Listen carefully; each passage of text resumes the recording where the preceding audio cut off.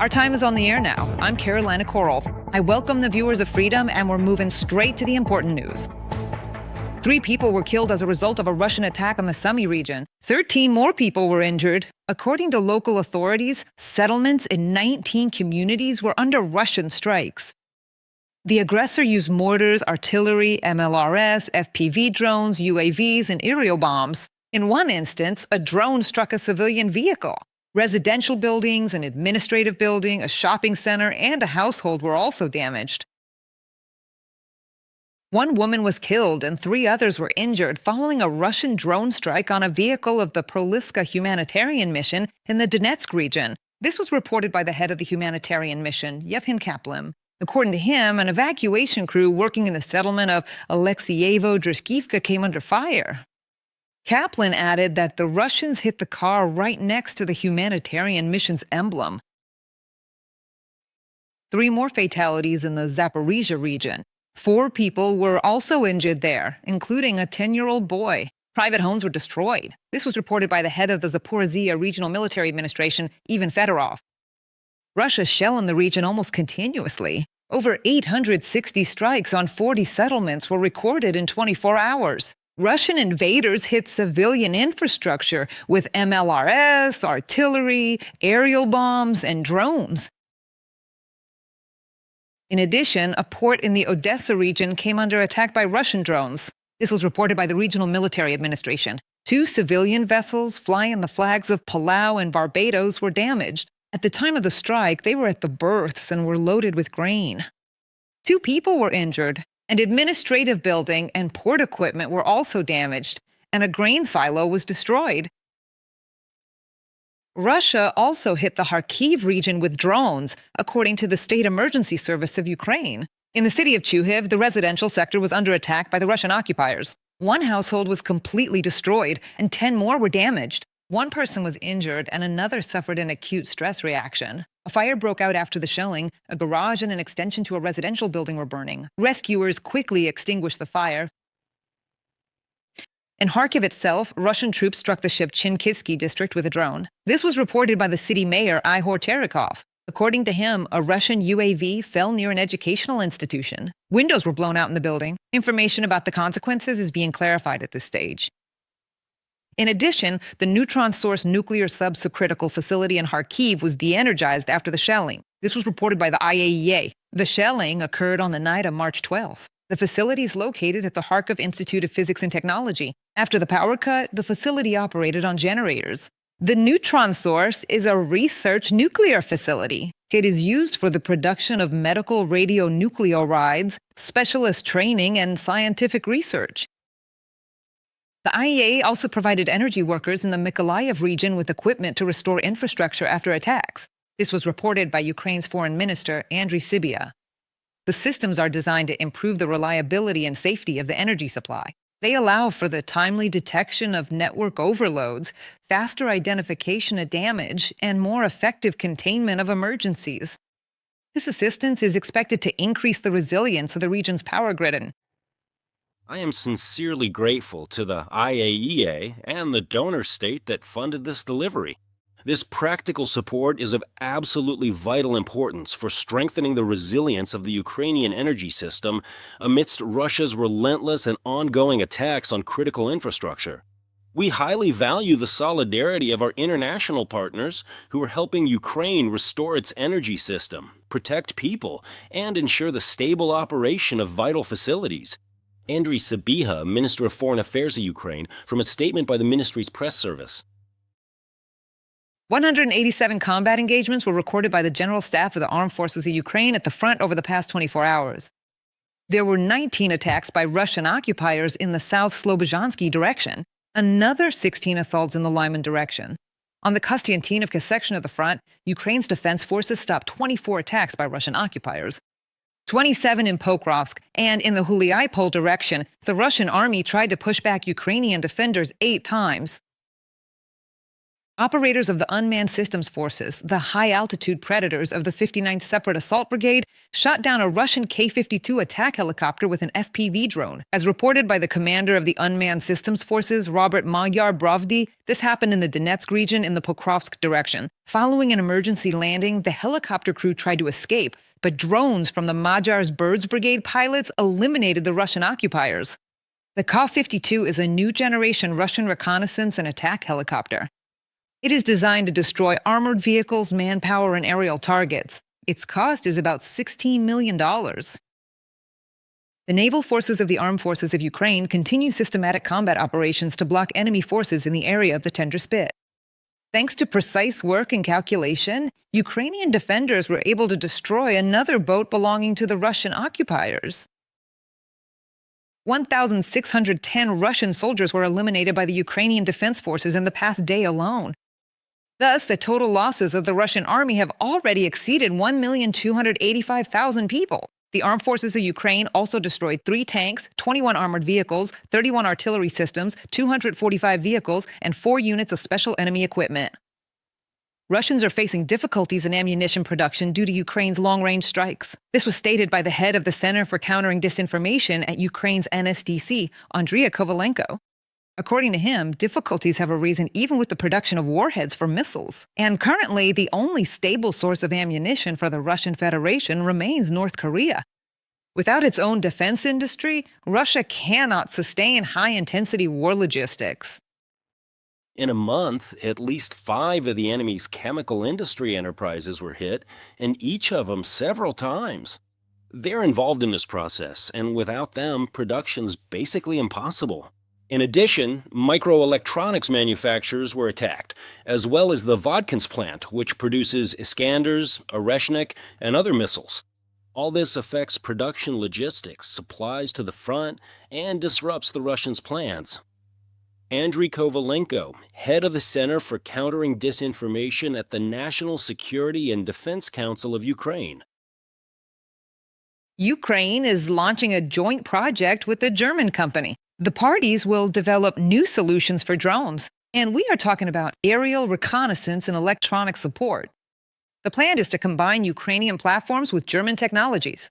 This will enhance the capabilities of drones on the battlefield. At the center of the project is the Pegasus Arms 25 drone. It is used for logistics and combat missions. After modernization, the development will have new functions.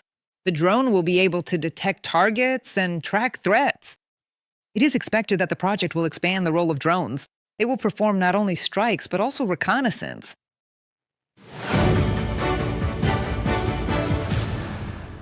The president of France reported the detention in the Mediterranean Sea of a vessel belonging to Russia's shadow fleet. On social network X, Emmanuel Macron wrote that this is already the second tanker of the Russian shadow fleet detained by the French military.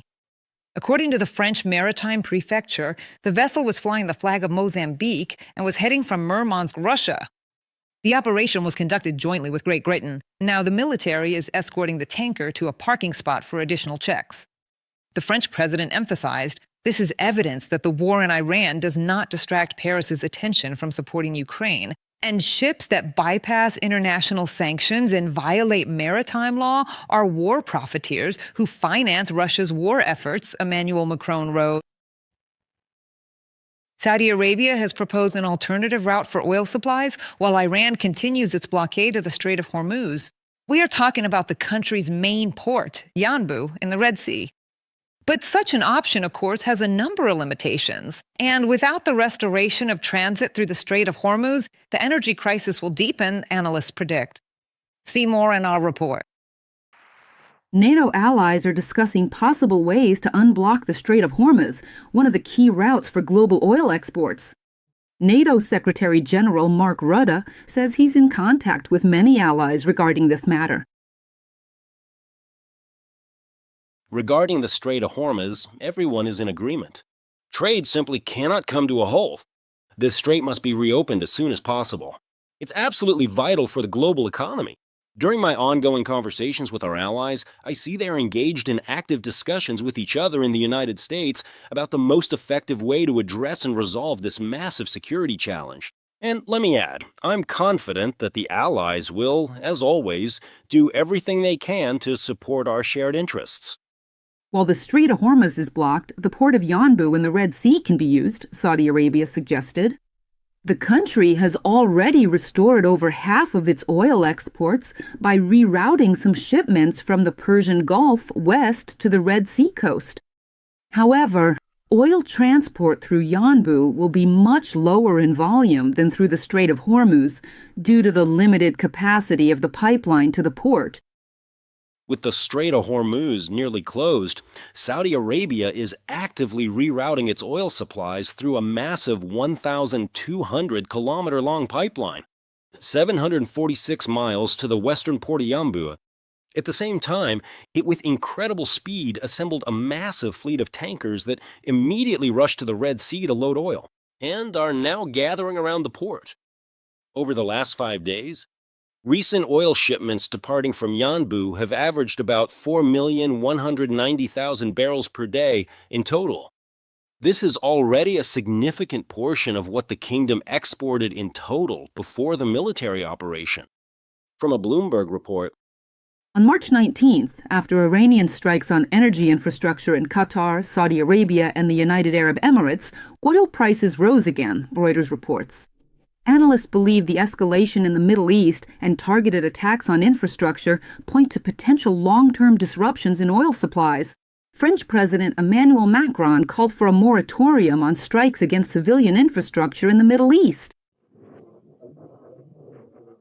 Several different Gulf countries have been hit for the very first time by strikes on their production facilities, much like the situation that Iran faced earlier this morning. This escalation is reckless. I was able to speak with President Trump, and he himself called for an end to all these bombings and attacks on civilian infrastructure, gas, oil, and water facilities. And I will say here that we are championing the idea of a moratorium on strikes against civilian infrastructure and civilians, and for a swift de-escalation.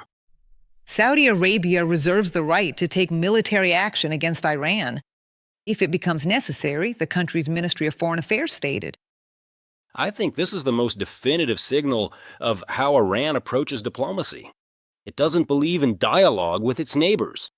It is trying to apply significant pressure on them. And I can categorically state that this will not work. The kingdom will not yield to pressure. We maintain the absolute right to initiate military action if it is considered absolutely essential. And if the time comes, the leadership will make the necessary decision. The Donald Trump administration is considering sending thousands of American soldiers to bolster operations in the Middle East. Preparations are now underway for possible next steps against Iran, Reuters reports. Meanwhile, Persian Gulf countries have further reduced oil production. All the other sort of energy streams that are being affected. It is also crucial that we do not overlook the various alternative energy streams which are now experiencing severe disruptions, perhaps even more critically than oil. One of the main ones is gas, liquefied natural gas. At the same time, Qatar, a key global producer, has effectively halted its production due to a combination of regional attacks and the inability to export. Approximately 20% of the world's liquefied natural gas is transported directly through the Strait of Hormuz on a daily basis. Therefore, the impact of this on various industries is absolutely critical to global stability. Hostilities in the region must be stopped for at least a few days to give negotiations a chance, experts say. But Tehran refuses to cease fire and unblock the Strait of Hormuz, and denies the very possibility of negotiations with Washington. Natalia Gusak for Freedom TV channel. European leaders continue to pressure Hungary to unblock a €90 billion loan for Ukraine. Yesterday's European Council meeting was not easy for Hungarian Prime Minister Viktor Orbán. He was accused of failing to keep his word and blocking funds for Kyiv without reason. Vitaly Sizov, Freedom TV special correspondent in Europe, has the details. The day was not easy for Hungarian Prime Minister Viktor Orbán. Perhaps European leaders have for the first time faced a situation where a head of state withdraws a decision he had made. Such a position goes against European principles. The European Council believes that Hungary's demands to control the Druzhba pipeline in order to receive Russian oil are completely unjustified. Promised today, well, Viktor Orbán promised that as soon as oil begins to be transported through the pipeline, he will lift the veto on payments. We consider this simply unacceptable, and he received this message from practically every leader this evening. And in a voice that he could not misunderstand. But the veto still remains in effect. We are extremely dissatisfied with this, and of course Ukraine is too. the Hungarian Prime Minister himself not only has no intention of backing down from his demands, but is also calling on the EU to resume buying Russian oil.